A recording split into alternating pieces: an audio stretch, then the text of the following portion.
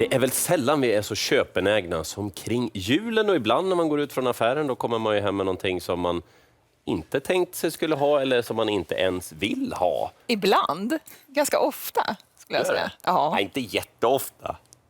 Ja, det är inte så att jag går in och ska ha kattmått och kommer ut med en delfin. Liksom.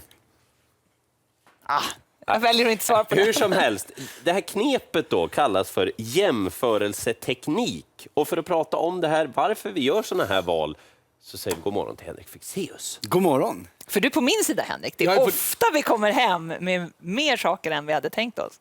Ja, eller andra saker kanske. Ja. Eller någonting som kändes bra just då. Men grejen är att det är ganska ofta som vi, om vi använder det lite mer som metafor, kommer hem med andra saker eller gör val vi inte hade planerat att göra. Och antingen kan man ju vara på den sidan av det då, att fundera på varför valde jag det här, varför köpte jag det här? Eller så kan man göra det jag tycker är roligt och vara på andra sidan av det och vara den som ser till att andra väljer det man själv vill. Jaha. För det kan ju vara bra i alla sammanhang, till exempel se till att få rätt julklapp av någon till exempel. Eller bara få barnen att plocka ur diskmaskinen, eller om man nu vill få någon att köpa en produkt och så vidare.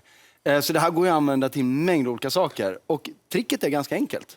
Hur? Därför att om jag ber dig göra någonting, då ber jag dig att välja, att göra ett val. Antingen göra som jag säger eller inte. Eller välja den här saken eller inte. Ja. Och när du ska bestämma dig för om jag vill göra det som Henrik säger, då kommer du jämföra det med andra saker för att fundera på men hur attraktivt är det här för mig. Du kanske jämför med andra valmöjligheter du har. Du kanske jämför med förra gången du gjorde det och hur det gick då. Eller så jämför du bara med att inte göra det överhuvudtaget. Omedvetet eller medvetet? Omedvetet. Om det inte är så att du har, liksom, jag kan göra det här. Så men processen sker alltid, jämförelsen sker alltid.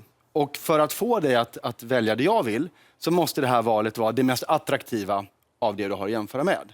Så vad man gör är inte konstigare än att man tar kontroll över den här jämförelsen som ändå kommer ske. Det låter väldigt komplicerat, det är fruktansvärt enkelt.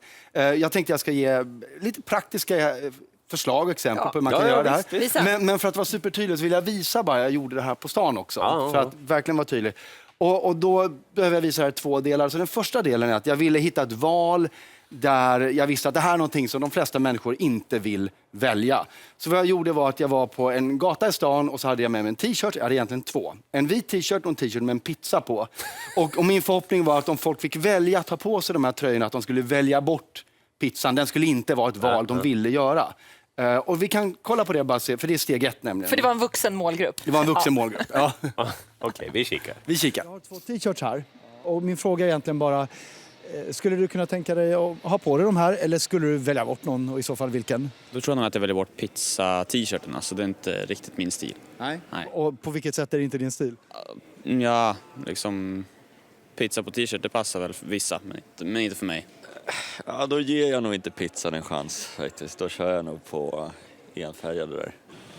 Jag skulle välja bort pizza-t-shirten. Varför? För att jag tycker den här var finare. Ja. Tack så jättemycket.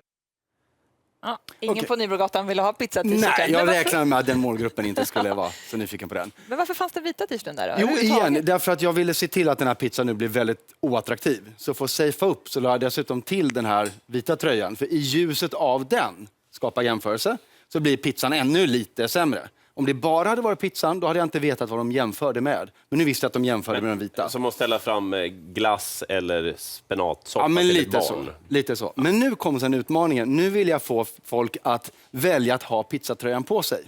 Genom att igen styra jämförelsen. Och vad jag gjorde var att jag la till ett 3:e alternativ. Det här är en t-shirt som hade en bild på som ett par som är omslingrade i en 69 som det heter. Och så stod det try it, you'll like it, 69. Var det den enda som fanns att välja med? Nej, det var den, pizzatröjan och den vita. Ja, och min förhoppning var då att, frågan var fortfarande samma, skulle du ha dem eller skulle du välja bort någon? De kunde fortfarande välja bort pizzan om de ville. Men det skedde en liten förändring här. Vi kan kolla vad som hände. Är de här 3 någonting som du skulle kunna tänka dig ha på dig eller skulle någon åka bort? I så fall vilken? Ja, den där åker bort. Den åker bort, rätt. Den här try it, you like it-tröjan. De andra 2 känns okej? Ja. Fan, den i mitten kanske? Pizzan? Ja. Den skulle bort eller du skulle ha den? Den skulle jag ha på mig. Den skulle du ha på dig? Ja. Och vad säger du om den? Nej, den där är nog egentligen mer min stil. Den är din stil också? Ja. Men try it, you like it, den går bort? Den går bort. Ja, så pizzan och den blanka, de är okej, den går bort? Ja. Jag skulle inte ha den där på mig faktiskt. Try it, you like it. Den åker bort. Nej, det skulle jag inte ha på mig. Nej. Give pizza a chance. Ja, den skulle vara helt okej.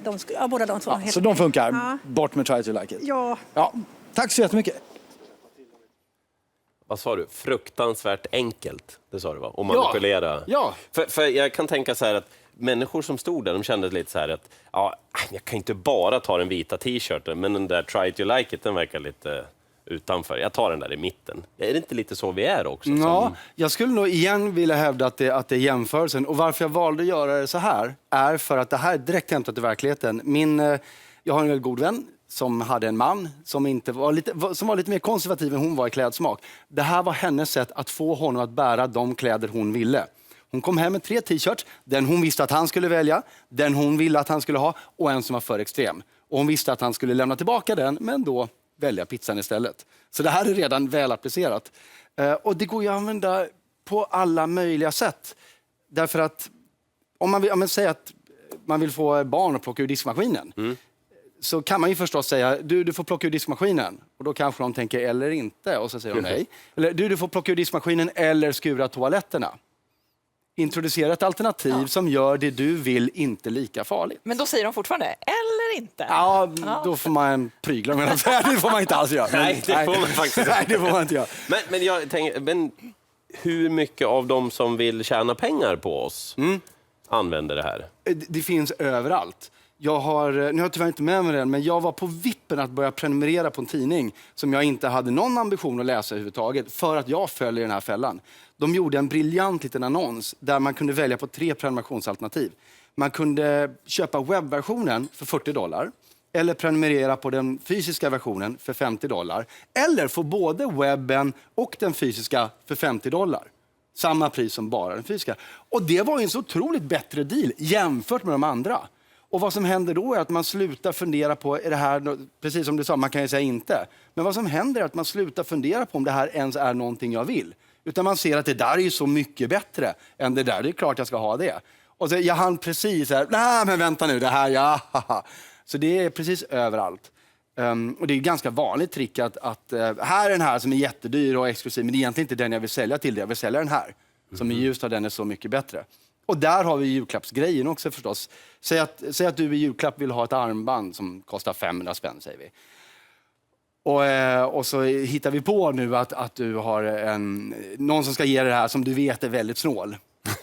Det du säger är ju inte då att jag önskar mig en sak och det är det här armbandet. Utan det du säger är att jag önskar mig en sak, det är den här klockan för 5 000 kronor. Fast det här armbandet är också fint. Och nu kommer vi in på någonting, visst, och nu kommer vi in på någonting jätteintressant.